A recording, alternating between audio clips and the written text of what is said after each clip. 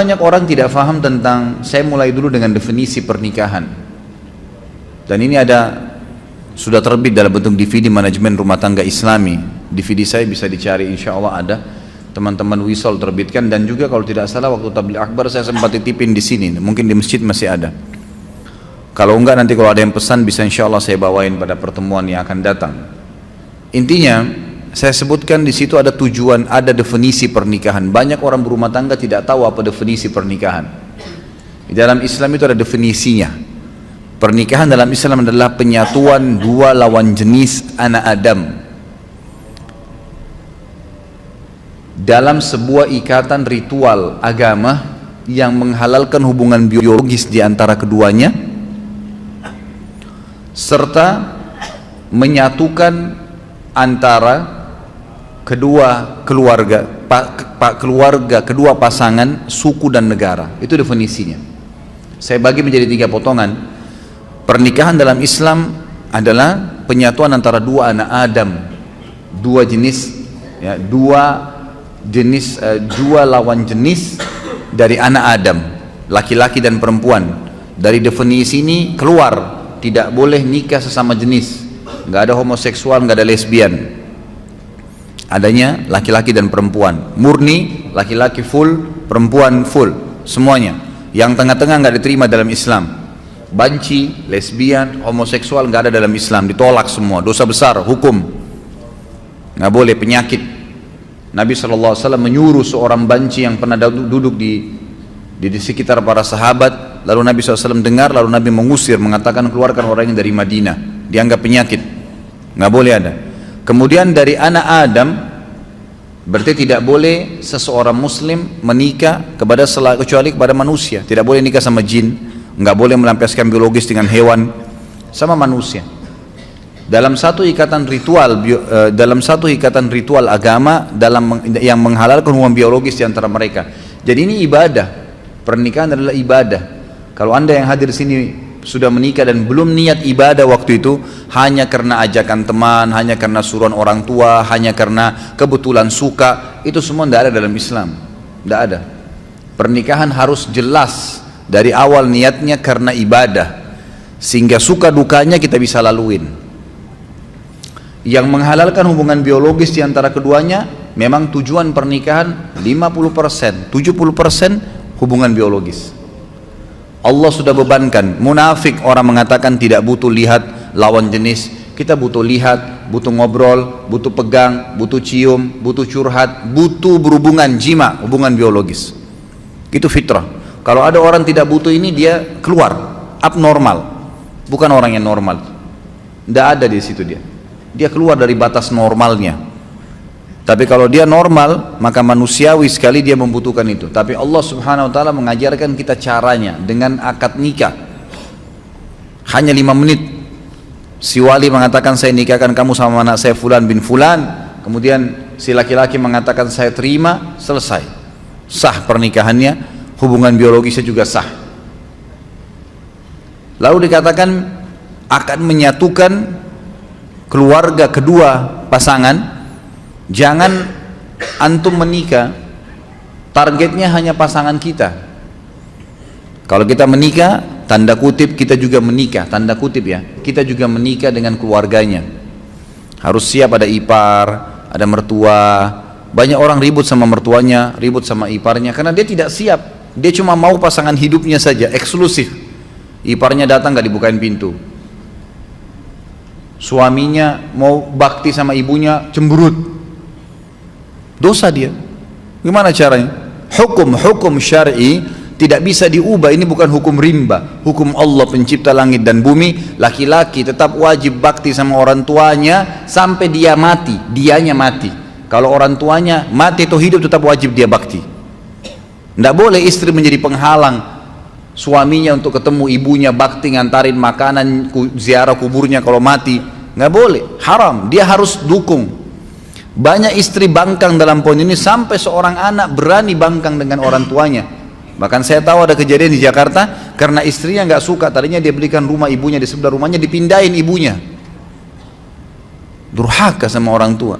Sampai ulama mengatakan kalau ada seorang anak laki-laki menikah kemudian dia biarkan ibunya duduk di belakang, istrinya di depan, dia durhaka itu. Itu namanya, durhaka. Kecuali ibunya yang minta. Tidak boleh. Dan ini wanita harus paham nih. Nggak bisa. Kalau wanita seperti ini diceraikan, halal dalam agama Islam. Dia menjadi penyebab si anak putus dengan orang tuanya, halal diceraikan. Nggak boleh. Lain kalau perempuan yang memang menikah suaminya nomor satu. Sama Anda juga sebagai laki-laki, tahu perempuan ini pada saat menikah dia punya orang tua, dia punya anak, dia punya saudara, kita punya ipar, harus bisa datang ke rumah, bertemu. Ustadz, mertua saya cerewet, nggak apa-apa, cobaan. Enaknya hidup nggak mau ada cobaan, gimana caranya? Harus ada cobaannya. Ada orang dicoba di pasangan hidupnya, di mertuanya, di iparnya, di anaknya, di tetangganya, banyak, harus ada cobaan. Kalau nggak ada cobaan, hidup kita datar terus, nggak ada seninya kehidupan ini. Nggak ada seninya, dan manusia nanti tidak akan keluar, potensi seseorang akan keluar kalau cobaan ada. Kita akan muncul ide-ide untuk mencari jalan keluar pada saat kapan? Cobaan ada. Bayangkan kalau hidup kita datar terus nggak ada cobaannya, nggak bakal keluar potensi kita. Allah subhanahu wa ta'ala datangkan cobaan itu untuk mengorek, mengeluarkan potensi yang ada. Emang begitu. Hadapin, pecahkan, ya kan? Pahala sabar didapatkan kapan? Pada saat cobaan datang. Kalau cobaan tidak ada, gimana bisa? Nggak mungkin, ya kan? Istri kita hidup 20 tahun di rumah tangganya sama orang tuanya dengan pola tertentu, cara makan, cara tidur, cara berpakaian. Kita pun hidup 30 tahun di ayah dan orang tua kita dengan cara makan, cara hidup dan seterusnya. Lalu kemudian disatukan, tiba-tiba mau bisa baik semuanya? Nggak bisa. Pasti ada penyesuaian. Asas yang penting dalam rumah tangga adalah yang benar memaafkan, yang salah meminta maaf, selesai. Dan jangan nginapkan masalah. Jangan pernah nginapkan masalah. Clearkan pada saat itu. Salah, minta maaf, saya perbaikin. Kembali kepada hukum Allah, patokannya agama Allah. Benar salah itu di mata Allah SWT, bukan di mata individu. Banyak orang laki-laki lemah, begitu istrinya marah sama dia, gara-gara dia pergi ke ibunya, langsung dia, ya sudah saya nggak usah ke ibu deh kalau begitu. Daripada saya ribut sama istri saya. Subhanallah. Dudukkan istri Anda. Kamu tahu nggak hukum agama saya wajib bakti dengan ibu saya? Durhaka saya kalau nggak kesana. Kamu pun berdosa kalau kamu lakukan ini. Memang harus begitu. Jangan malah salah di sini, kendor. Harus jelas ya. Kalau perlu seorang istri sokong, kamu ke ibumu, ayo saya temenin. Kapan ke ibu, kapan ke ayah. Berikan sokongan. Kemudian dalam pernikahan juga ada tujuan, teman-teman sekalian, harus ada tujuan. Tujuan pertama itu perluasan hubungan. Memang itu tujuannya. A'udzubillahi minasyaitonirrajim. Ya ayuhan nas, inna khalaqnakum min dzakarin wa untha wa ja'alnakum syu'uban wa qabaila lita'arafu. Inna akramakum innallaha yatqakum. Hai manusia, kami ciptakan kalian bersuku-suku dari laki-laki dan perempuan, dan kami jadikan kalian bersuku-suku, berbangsa-bangsa. Itu variasi Allah kasih. Semua kan dari Adam dan Hawa ya. Kenapa ada orang Arab, ada orang Melayu, ada orang bule, ada orang Afrika, suku-sukunya banyak. Ya Allah sengaja buat variasi itu untuk kalian saling kenal, mengenal. Kata ulama tafsir, dengan pernikahan tahu tradisi makanan ini, pakaian ini, terusnya. Ada tujuan. Orang yang melangkah kepada sebuah perbuatan tanpa tujuan, maka tidak sampai kepada target yang dia inginkan. Ada orang masuk ke mall, nggak ada tujuannya, nggak ada sesuatu, dia nanti kacau balau itu.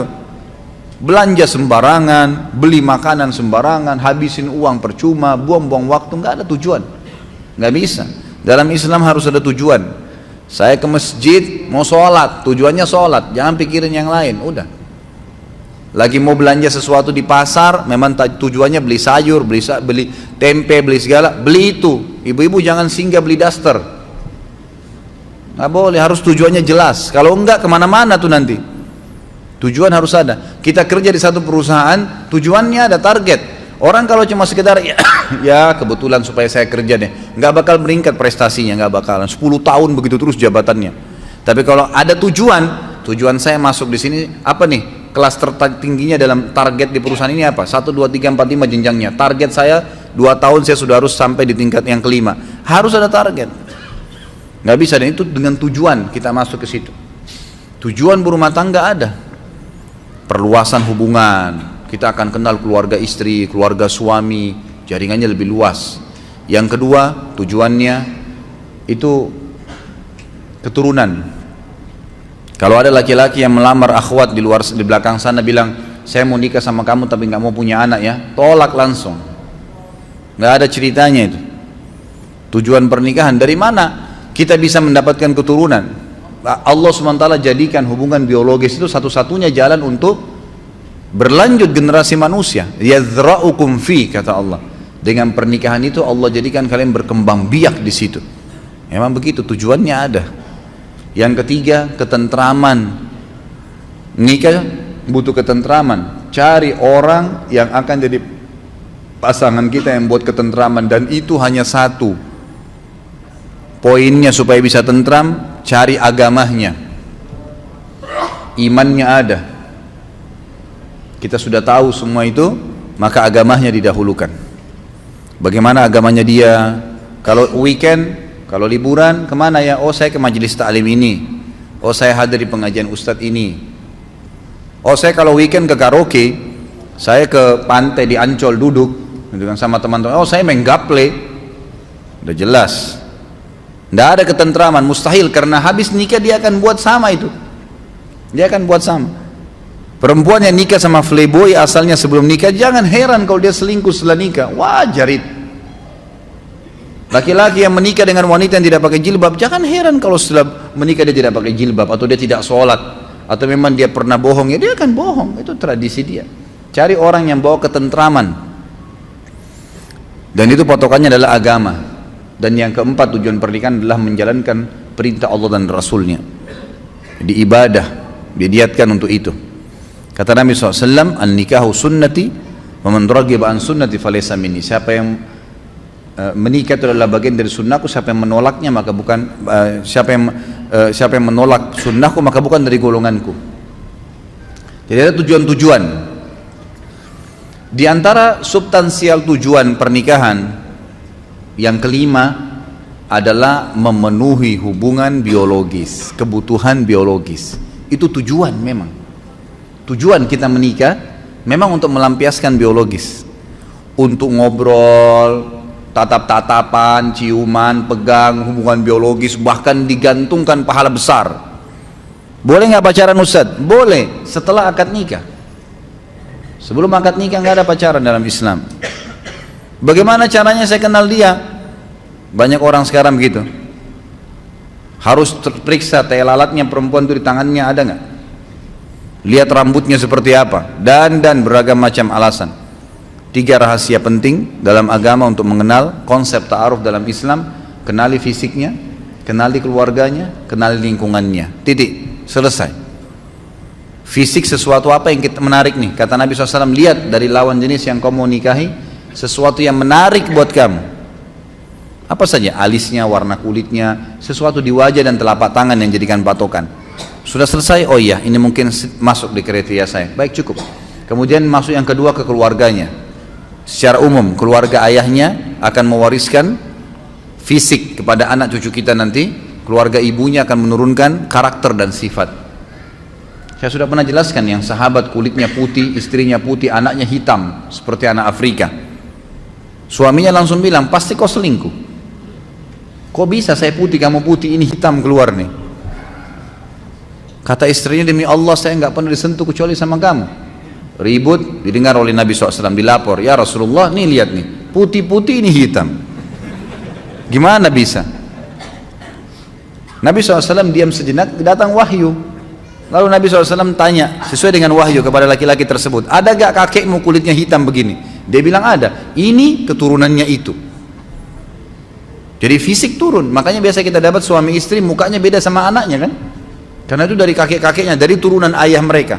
Jadi turunan ayah istri dan turunan ayah suami itu sama. Nanti menurunkan, mewariskan fisik secara global ya. Jangan dilihat substansialnya, secara global.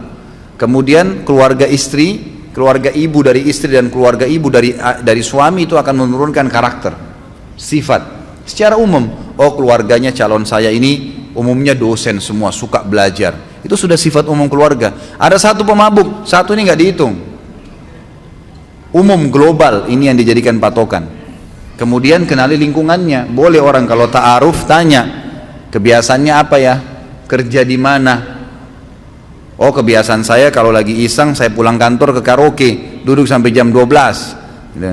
Habis itu saya pulang, saya hibur diri saya ke bar sampai jam 1, pulang istirahat, besok kerja lagi. Sudah bisa dibaca belum?